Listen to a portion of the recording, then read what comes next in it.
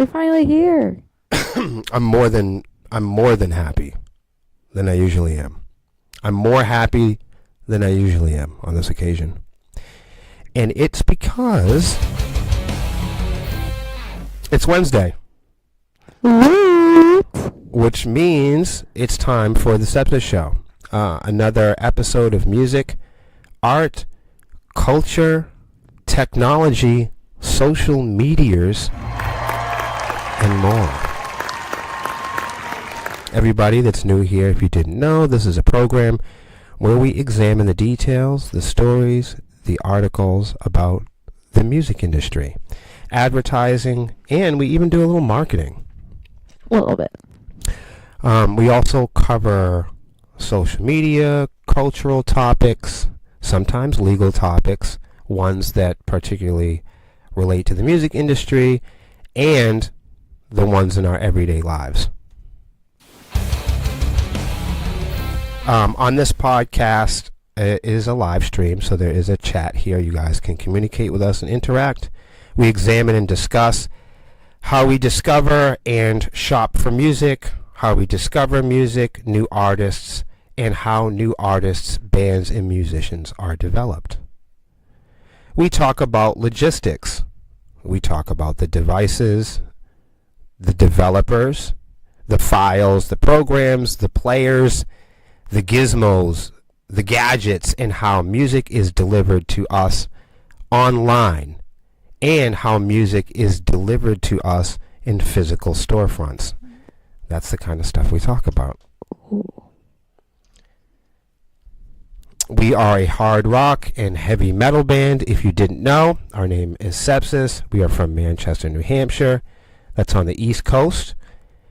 We're also activists, models, podcasters, streamers, obviously. And we are content creators. By my side each week is Hot Stuff and Super Babe, Miss Lexi Swarm. She's also the keyboard player for the band. Hello.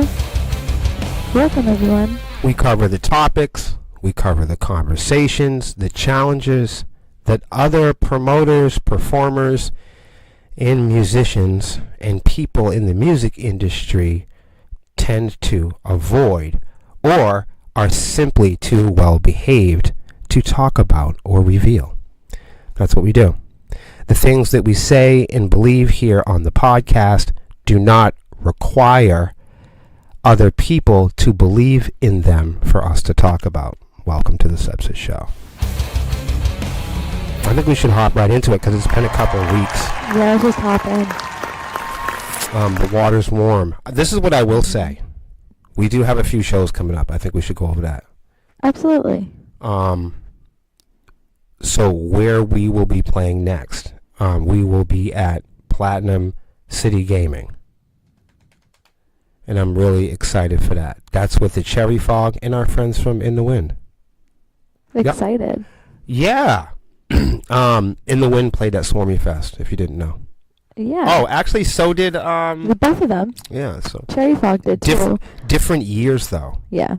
The different Swarmy Fest alumni. Shout out to them. That's a cool thing you guys got going. We got Yeah, so this is gonna be fun. Yeah, we're gonna be playing at Platinum City Gaming. Somebody tag Loud Entertainment if that's possible. Thank you. And please tag the Cherry Fog and also tag our friends In the Wind, because we'll be excited to be playing with them again at Platinum City Gaming. We've never played at Platinum City Gaming. That'll be our first time playing there. But we will be playing again with the bands. I know that was confusing. And that's next month. Yes, April 23rd. Oh man, I was hoping you. May Oh my God! I was looking at April because I have the calendar like over to the side, so it's like, oh, I'm reading April, but I meant to say May. Can I tell you something? My bad. I'm so sorry. It was just as bad because I agreed with you, like confidently. Lex, can you do me a favor? Can you just give me like just a little bit? That's like it. That? Yes. Okay. Hello? That's good. Okay. That's good. Yes. So it's May, not April. Okay. May. Good news is, May. good news is they couldn't really hear you because of your the microphone mic was is fucked up. hot. So we do have some more shows scheduled for after Ohio, but we'll cover that next week in the following as things develop. We do have shows either once or twice a month from here on out until probably November, December. So go check us out on Bands in Town. Make sure you stop by our official website, sepsiss.com, and stay updated with events and shows and stuff that we're doing. Okay, let's jump into our first story of the day. Officially jumping in. Are you excited? Yes. Oh, God. Well, I don't know about this. Who's this? Hold on. Maybe it got, Wait. Oh, I'm patient. Okay, never mind. Okay. That one's not important. That's okay. They didn't want us. That's to why cover it. we keep it going here. I am going to get rid of all of this crazy shit. Yes. Because you already know what time Will it is. you be reading the first article? I'll do the first article because just to get us going. All right, that's what I was hoping for. See ya. What I noticed is we got to do a full scroll, and it will will trigger, as much predatory and deceptive advertising as possible. How's everybody doing today in the chat?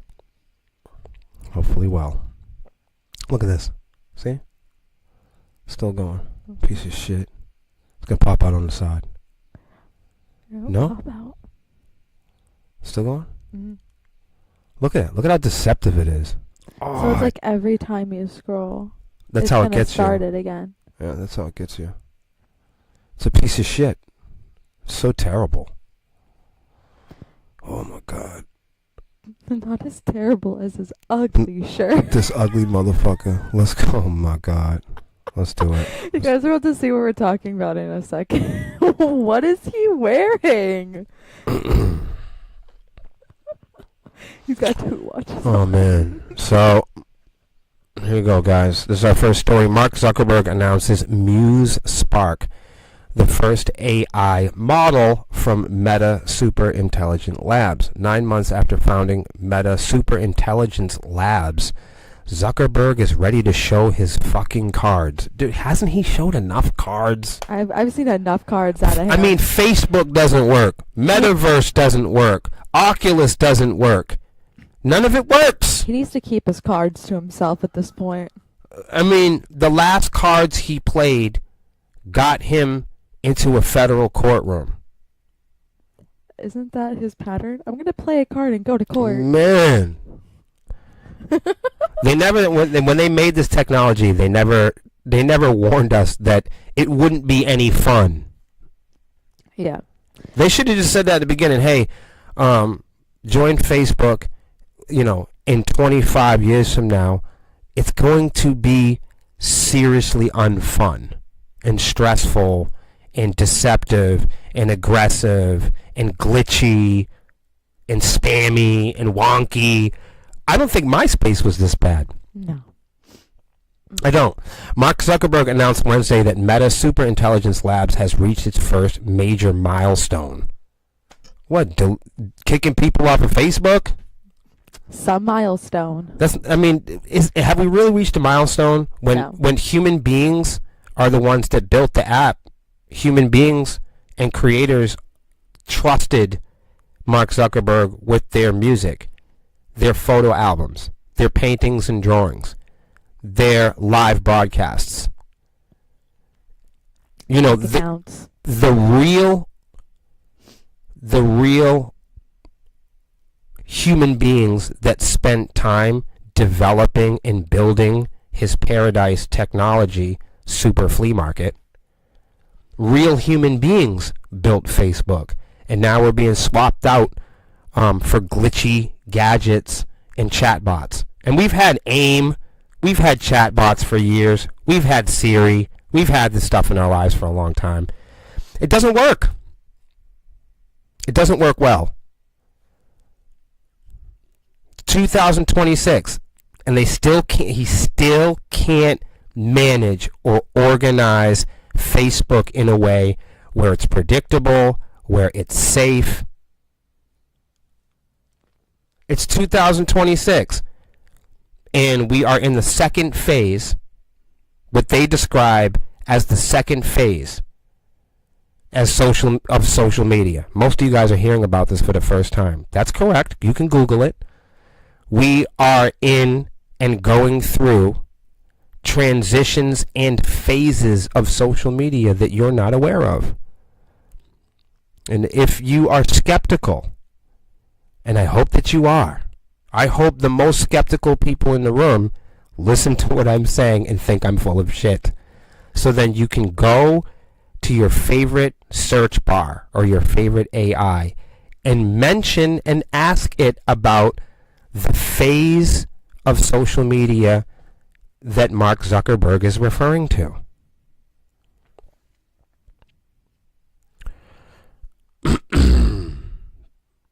So, he announced Wednesday that Meta's Superintelligent Labs has reached its first major milestone. I mean, it doesn't work well for human beings. A new family of AI models called Muse, with the debut model Spark, available now.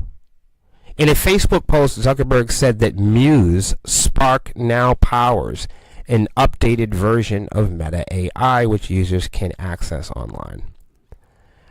Muse Spark is the first step on our scaling ladder and the first product of a ground-up overhaul of our AI efforts.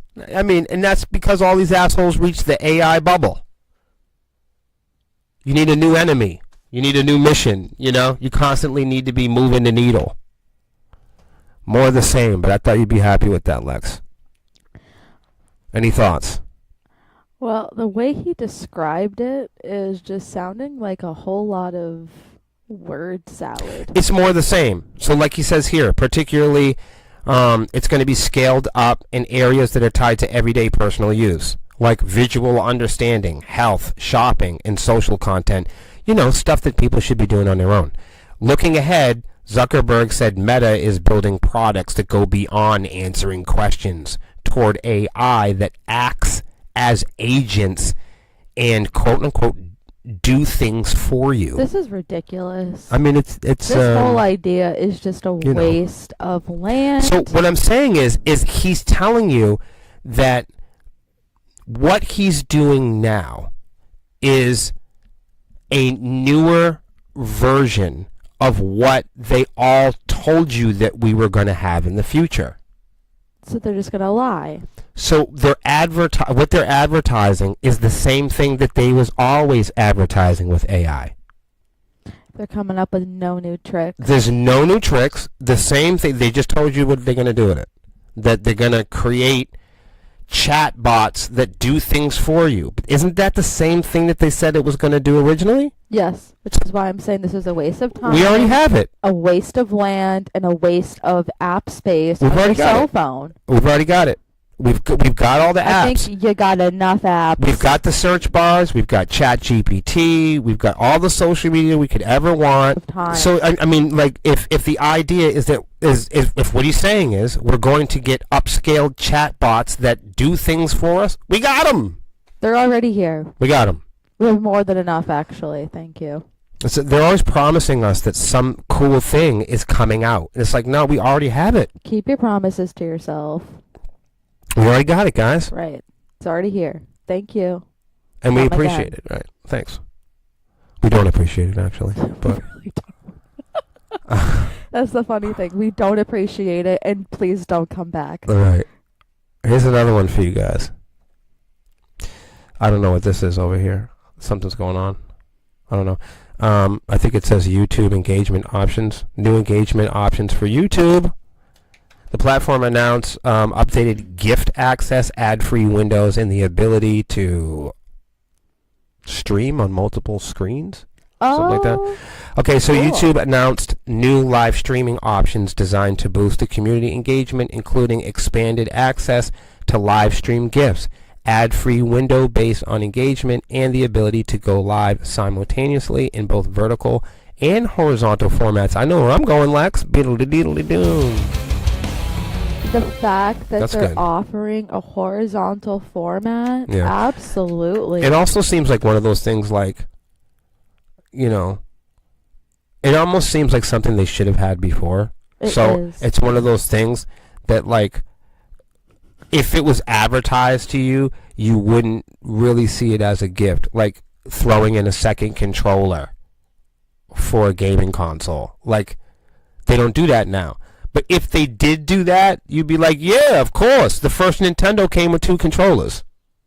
The first Atari came with 2 controllers. The whole point was for you to play with friends. Now when they release game consoles, they release it with 1 controller. That is so terrible. Here's another terrible thing. Why would you advertise your truck or car coming with a car lighter? That is boo. You suck. Right. That's Not not you, but the that's people not that's right not now. a new feature. That's something we've had for years. You know what I mean? This is terrible. Like I don't like when companies, you know, advertise products that we already have Right. with features that we're already used to, and then while they are like pretending that it's something, that they're unveiling something new. YouTube's been late to the party on that. Right. You can't. It's 2026. You can't turn your phone to the side. Well, you can do that when you're watching the long form content, let alone the live stream. You could turn your phone over and watch it horizontally, and you get a bigger screen. The fact that they didn't have that same mindset or anything, being YouTube and all, and what On YouTube one hand- actually is, you would think that they would already have done the whole, let's look at your live stream vertical and horizontal. On one hand, you think to yourself, you know, it's 2026. They would want us to believe that we're in the future and that we have all this AI technology and sky's the limit. And then they tell you we're unveiling chatbots for Facebook and we're unveiling vertical and horizontal screens on YouTube. And your YouTube, like what you are, like this should have been I should have done that before. already in there. YouTube should be leading the way. I mean, they were at one point. Maybe, you know, depending on. They weren't leading the way in super fans. Nope. I really feel like social media has done the most. Even like sites like Cameo and Patreon had a better understanding of that earlier on TikTok. Because now you see the biggest record labels in the world, the largest companies and corporations, all kind of adopting this super fan style. Yeah. Print on demand. That's why they're late. Yeah. But what they were kind of leading on was like a place for you to upload video content. Yes. Yes. Yes. I think they were a little late to short form, which is weird to me, but it's all That's good. what I'm saying. Like what you are is YouTube, and it's taking you forever to do short term. It's taking you forever to do live stream stuff. You're YouTube. I thought the watch parties in Facebook was genius, but it was really like a training tool.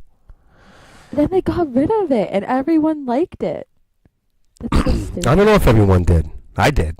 I did. I ain't gonna lie. Put a 1 in the chat if you liked it. The watch Uh-huh. party on Facebook. Almost said YouTube. So, I mean, this kind of goes into my next conversation. So, let's remember that we are all streaming media, music, video. We're all streaming because all the streaming companies and all of the developers and internet, and the Silicon Valley gods, right? And the tech bros and the developers said, it's going to be way cool, man. It's going to be way cooler for all of us to have our media, our multimedia on the cloud. They said, forget physical CDs, forget physical games and cartridges, right? Forget vinyl and cassettes. Let's stream music. Netflix, huh? Forget Redbox. Forget Blockbuster. We don't need that stuff. The streaming companies, the developers, the app builders convinced everybody, give me your music and upload it online. Give me your movies and upload it online. And we will create shiny storage boxes like Spotify. And you'll never need physical CDs, physical movies. You'll never need trinkets and knickknacks ever again. Remember? Yes. I mean, that's why we're all streaming music. Remember that, the coolest thing in the world was to be on Spotify and to be associated with iTunes. I mean, for the last 20 years, many artists have illustrated that pathway of success. And here I just want to share with you guys, Spotify launches the ability to purchase physical books in the US and UK. You see? No. You see that? Yes, I see it. And I'm showing you guys now, 20 years ago, they talked you out of your fucking shoes. And they said, give me your books, give me your physical magazines, no more CDs, no more physical vinyl. Give up your paintings, give up your drawings, give up your physical ideas, and put them all online. Give us your family photos, your photo albums, and everything that you do. Put it on Facebook. Store it on Instagram. Your memories, milestones, your moments. Take all of your physical art and upload versions of it to these fucking applications so these developers can mismanage it. And here we go. Spotify isn't even 20 years old yet. And look at that. A company that convinced everybody to give up their physical art. A company that pretended to be an independent, artist-driven musician app that promised to pay musicians fairly. Spotify launches the ability to purchase physical books in the US and UK. No. Can you believe it? No. This is awful. Look at that. This is awful. They took your physical art from you, put it all up in the cloud, put it behind a paywall, and now they're telling you that you can buy physical books from Spotify. No. So not only is Spotify ripping off musicians, Spotify wants to grow a pair and rip off writers. I'm not okay with that. Authors, publishers, and think about it. I'm not okay with that. And think about it. What is stopping apps like Spotify from becoming religious apps that do the Bible? They can sell the Quran. They can sell different versions of the, AI, Torah. Taking popular books, uploading them online, putting them behind a paywall, and then selling physical copies back to people. This is crazy stuff. This is awful. I just wanted to share it with you guys because, we were talking about this 2 or 3 years ago, and I said they were going to do this. Mm-hmm. Remember I told you guys? I said Spotify can become a porn company. Spotify can become a podcast company, as it has. Spotify can become a Barnes & Noble book company, as you can see. It can become whatever it wants because Meta, Spotify, Amazon, it's all shape-shifting technology. And the machines have been studying us for 30 years. And all of the developers have built machines that are installed in all of these products. And the developers believe that these machines can predict what we're going to do, what we're going to want, what we're going to want to buy, what type of music we're going to want to listen to in the future. These idiots think that they can tell the future.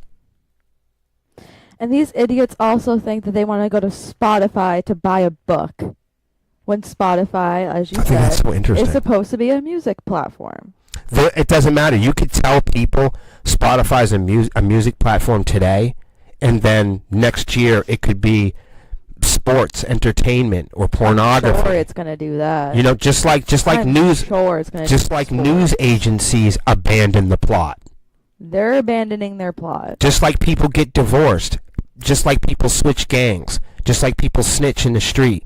Just, you see what I'm saying? People switch religions and switch gangs, and that's what people do now in America. They're just gonna switch up.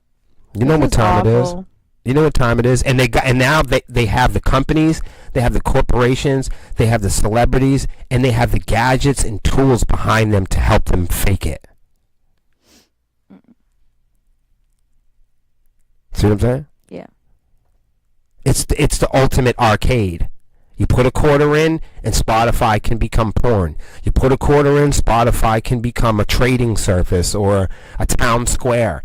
If you're watching closely, all of these sites are already... Now listen, I'm about to break you down on some game. Listen up, everybody. Listen slowly. All of these companies are going to do what all dictators and authoritarians do. Whether it's Amazon or Jeff Bezos, whether it's Mark Zuckerberg, they're all gunning for the top. Okay? So they've got machines that can predict what we do. But we can just watch what they're doing to predict what they're doing.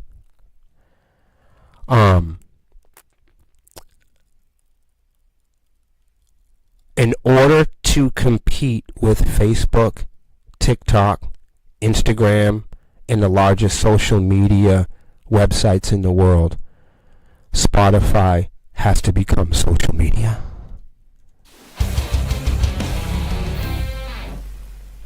Instagram has to become pornography. Reddit has to become a gambling site. Do you guys see what I'm saying?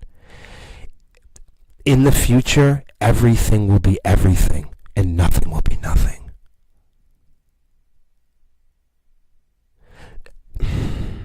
Makes sense.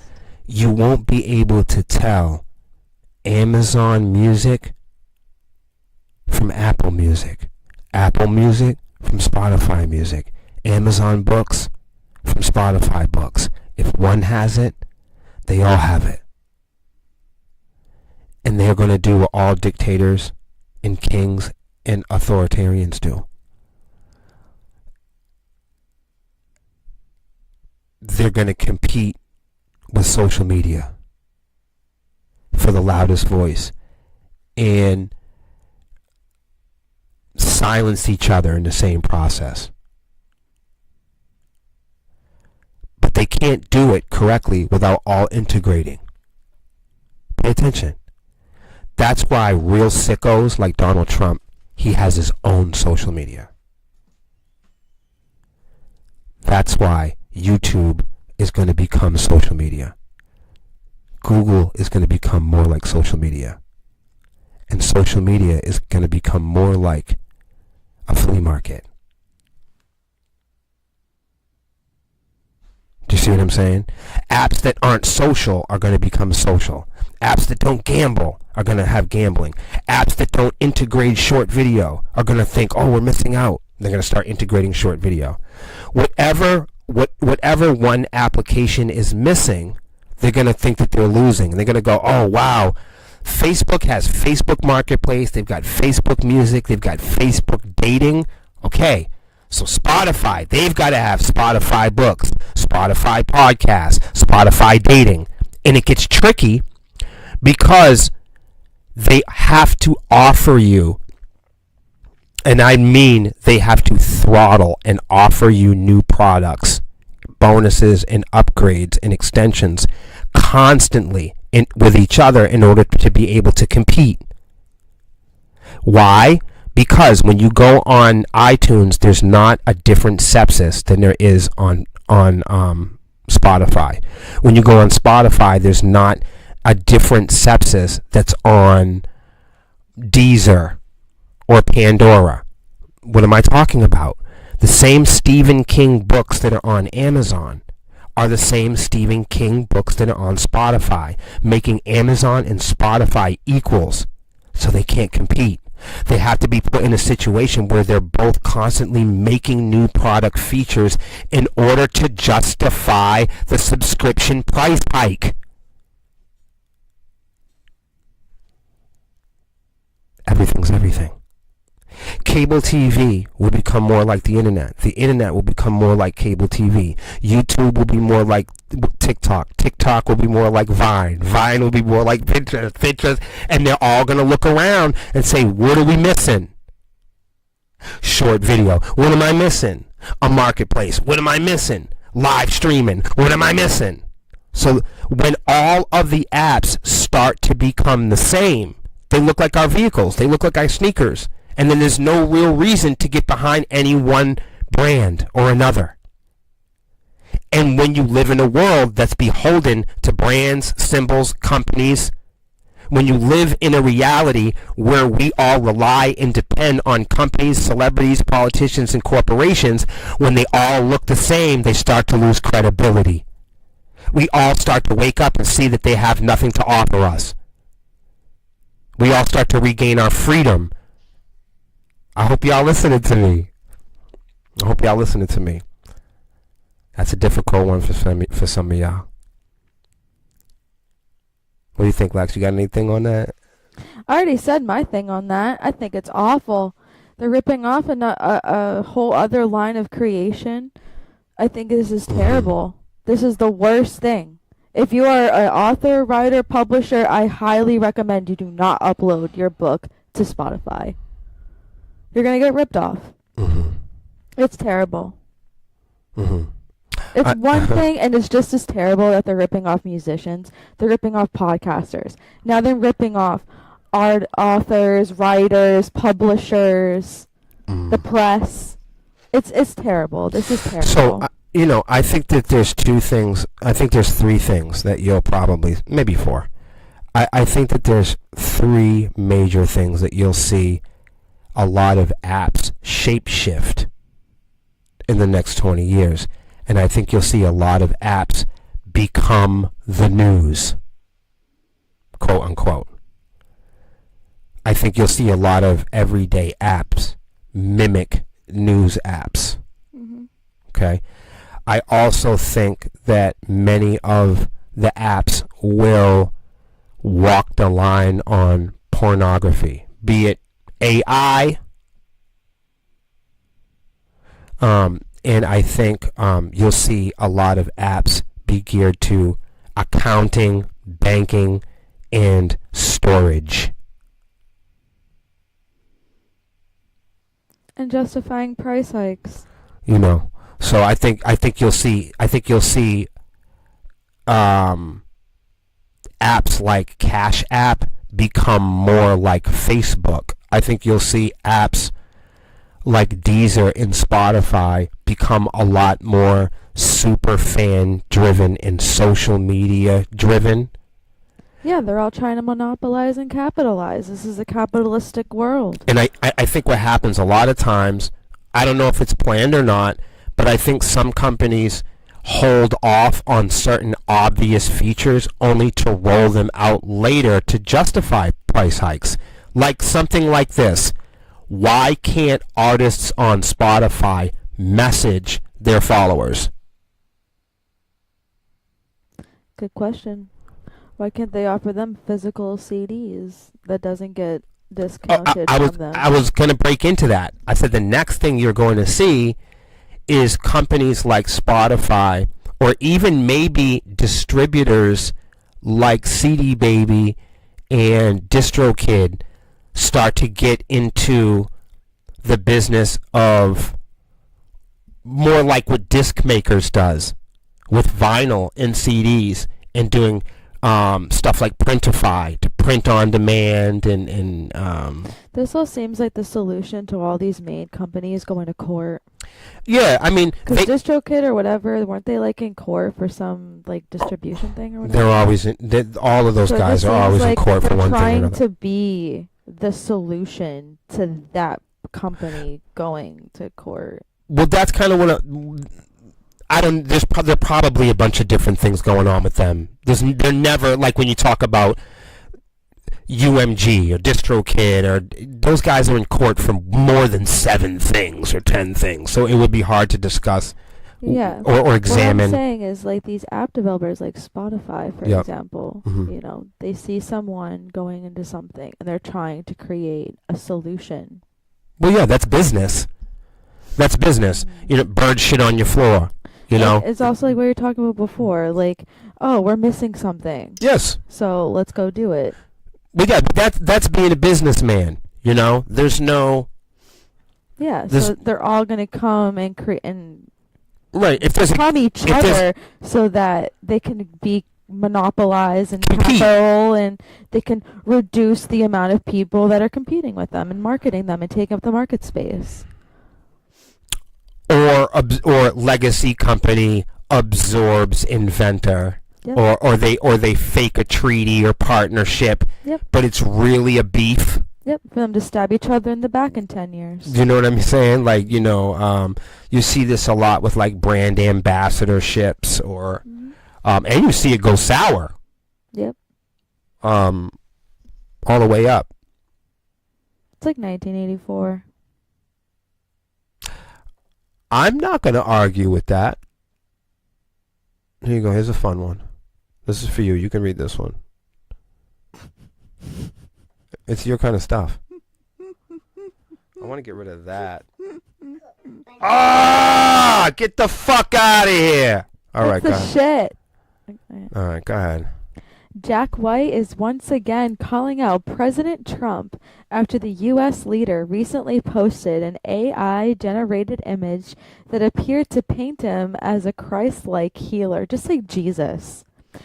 And he's also wondering how this evangelical Christian supporters took the post, and if they still choose to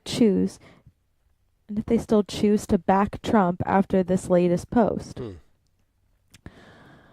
What Jack White said of Donald Trump's social media post. White, who grew up in the church and was an altar boy at a young age before eventually choosing to pursue music, delivered a scathing rebuke of Trump's latest social media meme while questioning those who still support the politician.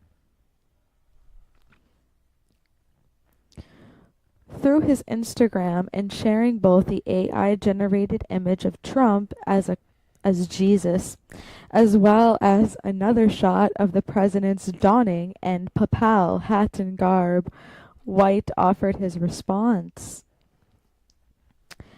White goes and quotes, "Hey, evangelical Christians, remember that Antichrist you've been squawking about all these years and how he present himself as a Christ-like and bring about the end of days with the final war in the Middle East involving Jerusalem? Well, check out your boy now," began the post. Okay.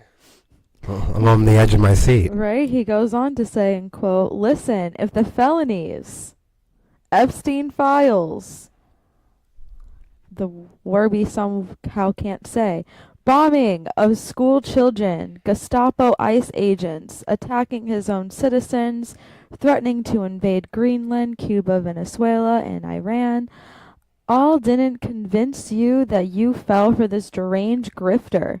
Maybe this little post will. How can any so-called Christian support him after this blasphemy?" Even he's calling it blasphemous. "How could any Catholic support him after he attacks the character of their Pope multiple times?" He brings about good questions. So, I mean, that's pretty much the post Jack. is him just asking that's Jack. Everybody. And I just want to, I just chose it because to show people that artists are opinionated, artists are going to speak out, they're not beholden or held captive by their fans. From Twisted Sister, Slayer, Public Enemy, and Sepsiss. Some artists, we want to be respected and we want to be loved, but we don't want to be worshipped. So in that sense, we make music and embrace, the versions of our reality. We document them, we report on them, artistically. Sometimes it's harsh. Sometimes it's distorted. Sometimes it's anything but accurate. But that is our job as artists, is to make a lot of noise. And if you're listening, join the conversation, because conversations are the ingredients to hope. Absolutely. This music has to be about something. This idea that only people on Facebook can speak out. Nah, man, everybody can talk. You have a voice. Oh, whoops. It's been a couple weeks. It's a very artsy picture, though. It's been a couple weeks. Oh, there's this one. Okay. I was like seeing the celebrity pushback.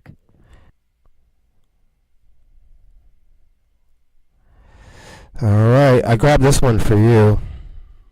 I thought this one would be fun. Another controversial rock and roll character. As long as we can get there, I feel like we can. Is there any more to hit the floor? All right, guys, you guys know him. You love him. Some people say he's terrible. A lot of people say this guy's terrible. You let me know. Right. You let us know how terrible. Alex Terrible says you'd have to cancel everyone in the metal industry if you knew the truth. Now, I think that that's interesting because that sounds a little bit like somebody else that we all know.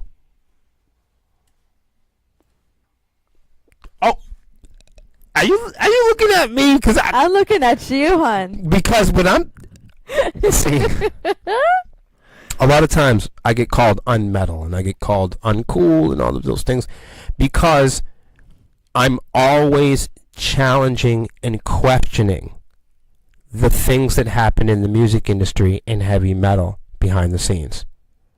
I've seen a lot. I've seen a lot happen. I've seen a lot of abuse. I've seen a lot of exploitation. Not just in heavy metal, but in music and in my life. So I do have a responsible concern to call this shit out when I see it. And that's because I know that when it comes time to bully, to abuse, to stalk, people don't choose assertive people. They choose the most vulnerable people in the scene. So I speak up because a lot of people can't. So I don't know what Alex has got to talk about, but I think this is interesting because for a guy that's wrestled bears and had controversial tattoos and come to this country and enjoyed the benefits and pleasures of our amendments and freedom of speech, I would love to hear his take on it. Lexi Swarm. All right. Looking brutal as ever, like he's going to beat up a bear. He has. Slaughter to Prevail frontman Alex Terrible recently made controversial comments about the metal music industry during a Q&A session. The statement came in response to a fan's question about unknown aspects of the music industry, specifically within the metal genre. A Slaughter to Prevail fan asked Alex Terrible, quote, "What's something in the music industry that's unknown to the public, specifically in metal?" Alex's response is, "That's a really good question. If all those miserable people who spend all day on the internet with no personal life arguing about who's wearing what color underwear and who said something wrong actually knew what's going on in the industry with their favorite artists or people in general, they would have to cancel absolutely everyone." Okay. I hope he says something. Alex Terrible's response suggests widespread issues within the metal industry that remain hidden from public view. His comments imply that many artists may have engaged in behavior that would be considered controversial if exposed to public scrutiny.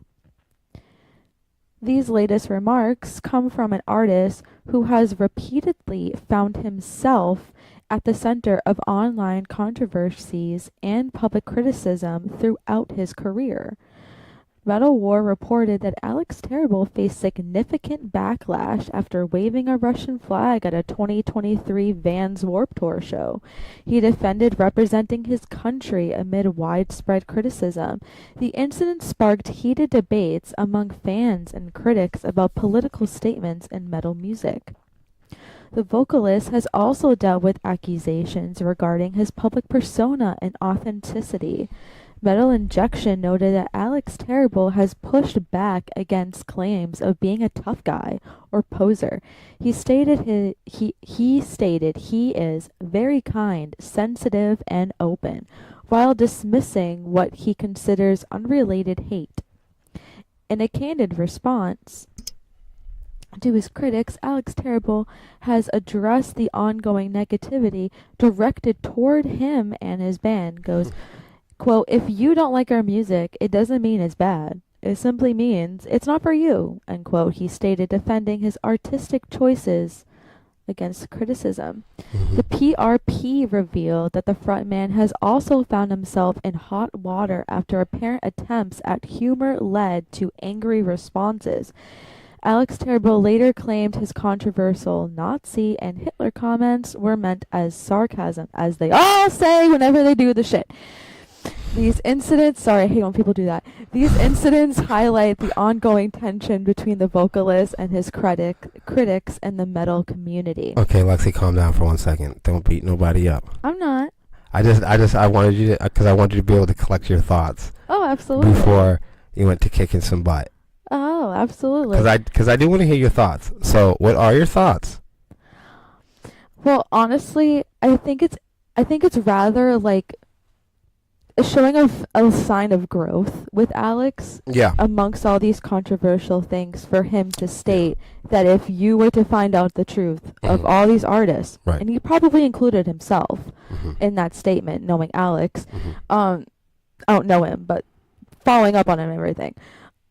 This is very like self-growing, because he's admitting that he has done controversial things, and if everyone were to find out all the stuff he probably did and all the stuff all of his colleagues have done, we would have to cancel them. And we also see instances like that in smaller bands that are having cases of sexual assault, as we have covered here on the podcast. Other cases of them doing some fraudulent things with the money and having these really sketchy events where things can, take a turn for the worst. And it's just interesting to see him say that, but also at the same time, us covering those stories, it really just shows like a little bit of a connect, where it's like, it's not just us noticing that the metal industry is kind of questionable with some of these things. And if we all were to sit back and know the truth, then we would have to go into our belief systems and cancel everybody. So it's probably why there is this like hidden gatekeeping. Because if you were to find out that your favorite Kiss person did some fraudulent things with money, you may or may not want to go see them VIP for $300. Which is why a lot of times, even fans that love us, they'll say, "Oh no! Please, guys, don't tell us how you feel. Please, guys, whatever you do, don't tell us anything personable. Don't tell us anything secret. Don't tell us anything about you guys that would make us feel differently about you." A lot of our fans don't want to know how we pray, how we fuck. They don't want to know how we vote, if we do or not, because they know that if they learn that about us, they might feel differently. I did want to touch quickly on, I don't know if it was a cheap shot by the editor, the author, to throw in his Nazi shit in there, like his ugly history. But this is what I'm saying about things that don't age well on the internet, okay? as far as Alex goes. Alex is metal. Alex is a young man, and he's growing like all young men and women do, you know. And with the invention of the internet, you know, we haven't had it in our lives 100 years, right? And it's always, we talked about it earlier with the previous article, it's always shape-shifting. I'm not defending, I'm not dissolving any statements that he may have made, but I do know that some things don't age well on the internet. And there's been things that I've said on the internet before that are ugly, that didn't age well, or that played in a sound clip today could seem really destructive or abusive to another person. So personal awareness goes a long way. I do appreciate the attention to the topic, the fact that he was brave enough to take on the topic. I think it's hard to talk about your ugly. I have to talk about my ugly a lot online, and I welcome people to examine the details of my ugly, because it's so much part of my recovery. It's so much part of my authentic story, that in order for me to continue to do this, you know, sharing my ugly is a big part of my motivation. And it also shows the audience and the viewers that people can change, people can grow, people can say things without fully understanding or fully having their thought with them. I wish he would have had the chance. You know, the ugliest part of things he may or may not have said was mentioned by the author at the end of the article, saying that he made some jokes and satire about race comments and stuff like that. And you're right, that's a tough conversation. Race is a tough topic, and when some people talk about it, it's so uncomfortable, where the only emotion they feel that fits is comedy and humor and stuff like that, because it's so uncomfortable. I don't think that takes away any hurtful or abusive effects it may have, but I do want to say that any way to deal with your ugly is to take extreme accountability. So if the one way you really want to see if somebody's grown or not is if they're speaking out loud and they're personally taking accountability. If they mention, hey, well, you know, Kiss does this and Public Enemy does that, and hey, don't look at me, I'm not so controversial, look at Marilyn Manson and look at Donald Trump. Real growth shows, you know, real personal enrichment. It shows when we're revealing how ugly we are, when we're revealing the mistakes that we've made, if we can say the word I without bringing up other people, without doing whataboutisms, without bringing up side-by-sides and doing case studies and everybody running around and kind of checking their peer-reviewed content and finding their favorite sources. When you use the word I and you say, hey, you know, I take extreme accountability for some of the ugly things that I've said in the past. They were just ugly, and that's it. Dude, people can see that you can move on. Yeah. You know, but if you bring up distractions, say, oh, but my mother, you know what I mean, and where I grew up, and the way I was raised, and if you start making, it starts to sound like excuses. Storytelling. Yeah. Yeah. And another thing, too, to cap it on Alex is there's a bit in there about him and his country. And there's one thing that I appreciate. Mm-hmm. He does love his country, Russia. Obviously, he was born in Russia. Mm-hmm. He does still love his country, Russia. But his song 1984, he wrote as like a response because he was backing Russia with the Ukraine thing. And he goes, well, I mean, sure, I'm from Russia and I love my country, but I don't support this war. This is starting to sound a lot like this book that we all know and love. And he wrote the song in regards to that book and to respond to that whole thing that he doesn't necessarily back this war happening with Ukraine and Russia called 1984. So should people check that out or what? Yeah. Okay. If they liked it. You know, I don't want to say the generic thing, But I'm sadly not a fan. Mm. But if you're a fan of that sort of thing, go right ahead. One thing I will say is I am a proud supporter of groups that don't tell other people what to think. I'm completely anti-war. I don't care who's doing it. I don't care if it's Africa, Russia, America. You know, it doesn't matter who's doing it. I'm anti-killing people, especially when it comes to. Absolutely. So I mean, I you know. Been against war. So I don't do superpowers and superheroes and super politics. I'm a political atheist, so I don't do any teams, Red Sox, Yankees, Jesus, Allah, that sort of thing. But I will say this: if you are a Ku Klux Klan member, if you are a Black Panther, if you are a neo-Nazi or whatever, I'm not part of any group that wants you to stop praying to the devil. If that's the thing that you want to do, me personally, I'm not part of any power that prevents people from doing that. Yeah. I'm not part of any group. I don't pray to any gods. I'm not part of any clans or gangs that tell other gangs what to do. Yeah. I'm not part of any religions. I'm not part of any age group wars that tell other age groups. I'm not part of any color wars that tell other colors what to do. I'm not part of any ideological groups that one of the features could be controlling what other people think and do. Absolutely. So if you want to hail hot dogs, you can do that. I'm not going to stop you.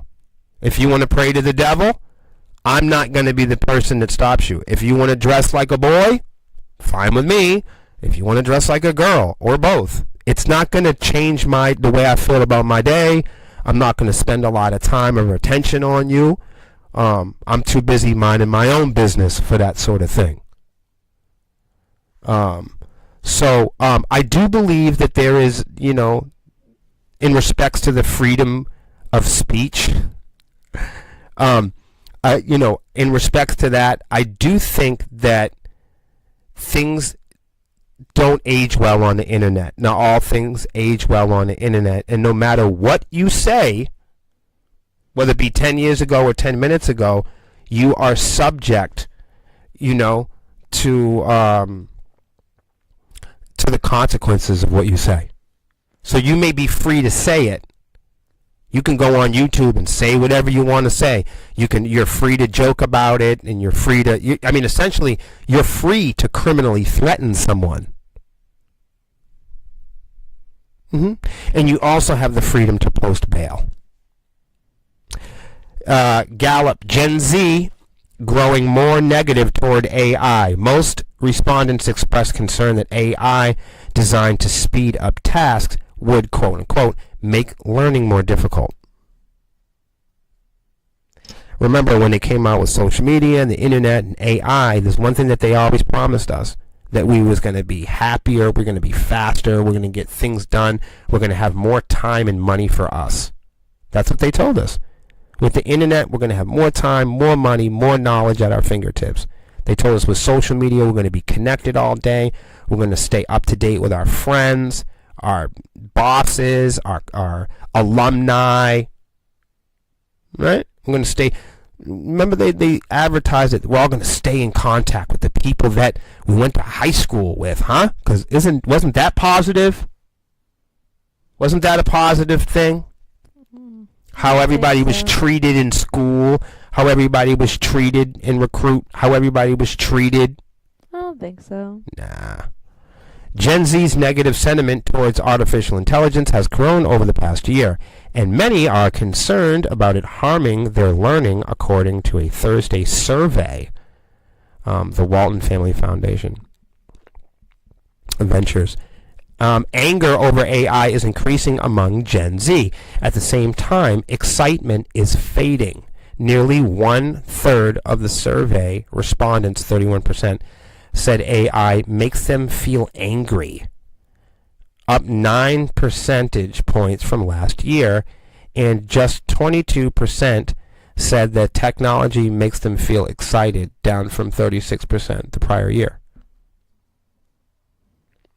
Among kindergarten to 12 K-12 students, 74 said it's very or somewhat likely that AI designed to complete tasks quicker will make learning more difficult in the future. That share was given a higher among Gen Z adults with 83. I'm glad they're starting to say Gen Z adults. That's nice. Thank you. Oh my God. It's about, jeez. We are not children. Right. Finally, now we can start referring to them as adults. It's going to scare the hell out of them. Most of us are in college or about to graduate. But even college... We're not kids. Yeah, but even those are like... But adults go to college. That's what I'm saying. Like, you know what I mean? College isn't... Anyhow, you can go to college when you're 55. That's what I'm saying, yeah. Gallup's new survey, kindergartens for little kids. Yeah, we're not kids. You know? But you got some groups of people in their 40s that reference their days in high school. That's like somebody who's still a kid. Like, what the fuck? Gallup new survey comes as AI companies are making vast investments into higher education. How do you feel about that? Google. To do what? I don't know. Okay. Teach us how to... Put your AI company into Right. higher education. To do what? Get rid of the teacher? Right, to teach us how to shop. I'd rather listen to Professor Yee, thank you. All of this technology, the internet, chatbots, social media, it hasn't made us expert violinists. The only thing it's done is made us expert arguers. People, not debaters, people that argue with their favorite fan sources. Whatever fan of company, politician, brand, it could be the Yankees, Blue Sky, and Joe Biden. You know what I mean? It could be the Jets, Donald Trump, and the Bible. It could be, you see what I'm saying? It's like a... Yeah. And it's and the machines all predict these personal profiles, and they make up character sheets on these people, and then they shop guns and cottage cheese and jerseys and flip-flops to people, and the machines teach us how to be expert shoppers, man. That's all it is. We're all online competing and pointing and clicking for fucking coupons and tokens and fucking coins and shit. And quick bits of information that you can throw at your opponent. It's like Final Fantasy Online. Everyone's just opening loot boxes and gambling and doing fucking staged fights and... It's crazy stuff. You guys are this is some lunatic shit. This is lunatic shit. Isn't it interesting? I don't care much for it personally. Nah. I think it's fun to talk about though. That's why we talk about it, even though we're not fans of it. We talk about it. We'll try to do one more. Oh yay, got rid of that table of contents. Oh My gosh. Snapchat users visit the app for health and medical advice. Of course. What is this country coming to? I ask calmly. There must be people out there that probably imagine that I choose these articles. Like, what does this guy do? Surf the internet, diligently hunting for depressing articles about Snapchat, Facebook, Pandora, Spotify, Meta, YouTube, Google. No, that's not what he does. No, I can look up. He doesn't scour the internet. No, I don't have to look far. I don't have to look far. Look, whether it be Snapchat, the Trump administration. Seriously, guys. What Live Nation, Ticketmaster, they're all in court for abusing people, ripping people off, sexual abuse, you name it. All you have to do is look up the world's biggest companies and corporations, politicians, public figures, celebrities, and actors, and see who's in court, and go and look what they're in court for. You guys could see how I pick my articles. Or if you really want to, you can use your AI that we all know you love and look this up. Do some research. Well, that's why I put the articles up on the screen, so people don't think that I'm making shit up as I go along. It was before, there was a time when we did this program when I used to just keep the articles on my phone. Yeah. Remember? I remember those days. And then people used to imagine or pretend that I was coming up with the shit in my imagination. I would read articles and people would think or predict that I was coming up with it. We would literally have our phone out to read you the article as it like we're doing right now, except we don't have a phone and you can see the screen. But certain people, like, if you don't get information that comes from the people that look and sound like the people you want to get information from, then people tend to ignore that shit. Absolutely. That's why Neil deGrasse came up with a character called Merlin, for him to tell you guys all science, because you don't want to hear it from him. Right. Same thing here with the podcast. You guys don't want to hear it from William. You're going to hear it. You're going to see it. Right. On the screen. That's why I put it up on the screen, because even if I'm reading this right now and somebody doesn't like my voice or my shemek or my dreadlocks or my brown skin, they can read Social Media Today posted this article, not me. So I'm going to read it now, and there may be good news, there may be bad news. I don't know how people are going to feel about it emotionally. But I'm going to read the article, and then somebody that's listening to it is going to go, that guy thinks he's a fucking know-it-all. But if they looked at the screen, they would see that I'm reading an article by Andrew Hutchinson, who's a content and social media manager. And he says Snapchat users visit the app for health and medical advice. So if something like that were to get under your skin, I didn't start the fucking war in Iran. Okay? Jeffrey Epstein isn't... I love that callback. I did not start the war in Iran. and I'm not friends with Jeffrey Epstein. I know one person that you're not going to see in the Epstein files. That's me and Barack Obama. And that is all we need to know. Oh, shit, that's funny. That's all you need to know. That's all you need to know. That's it. This is a great... That's how you know you can trust me.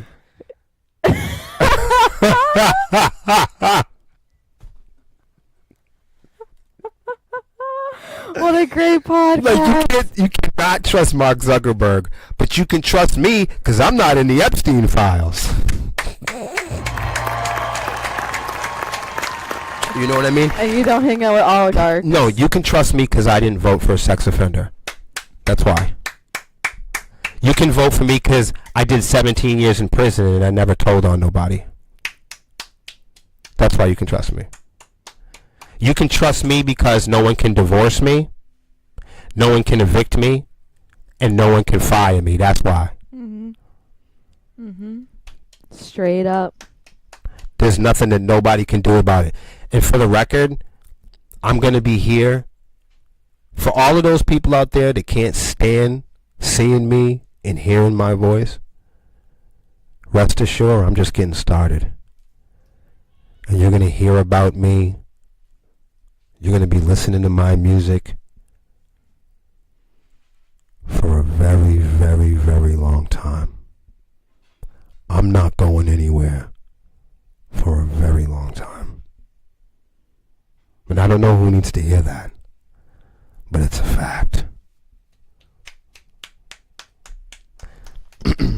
There may be opportunities for wellness brands that want to engage with people beyond the confines of a doctor's office. Like, I don't want to meet with doctors online. Not me. I'm old school. I need to take off all my clothes and lay on the table.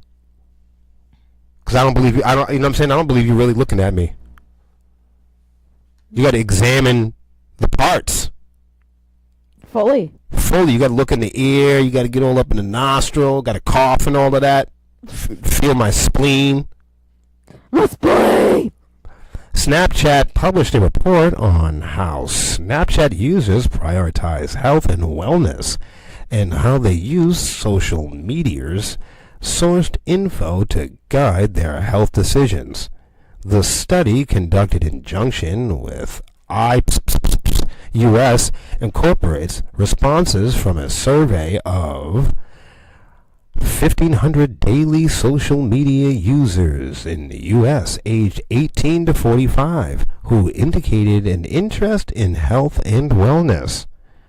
I'm not part of this goddamn study, I'll tell you what. The data, probably no doubt learned from machines, highlighted in some concerning trends in the reliance on social medias for health content, while also underlining the value of Snapchat as a tool to highlight important health information. Snap is framing the result as a positive for health-related marketers, though it does feel a little questionable. I feel like this is going to create some online drug dealers. I'm sure it has. You know? I'm sure it has already. With the usage of Snapchat like this. Yeah, like the health market. The idea that it's even called a market is fucking nuts. But health-related marketers, everything's dominated by machines and AI and social media, mainly because the developers have abandoned paying human beings to do anything correctly. Yeah. It's not like we need that in the medical field. The medical field's already fucked up. Yeah, it's already corrupted, really. I mean, what's the sense of having an AI bot if the person that made the AI bot is a psychopath? Well, it goes out the window. If the general idea is, we should be moving on, and we should all be using AI because it's going to make our lives easier, we all have to remember the people that make the AI are sickos. So, like, if your life is supposed to be safe because you have an AI product, but the people that are making the products aren't safe people, then the product is not going to be safe. Yeah. That automatically makes the product unsafe. So, if the person running the country, for instance, is unsafe and they are an abuser, an exploiter, or a criminal, then the institution, the system that is managed by that person is internally sick, distorted, and corrupted. You feel me? Yeah. If anytime you install a piece of technology, an institution, or a system, and it's managed, organized, and operated by somebody that has mental health problems or criminal behaviors, you know that there's going to be trouble. Mm-hmm. Real men don't vote for sex offenders. We'll see you guys next week. Bye.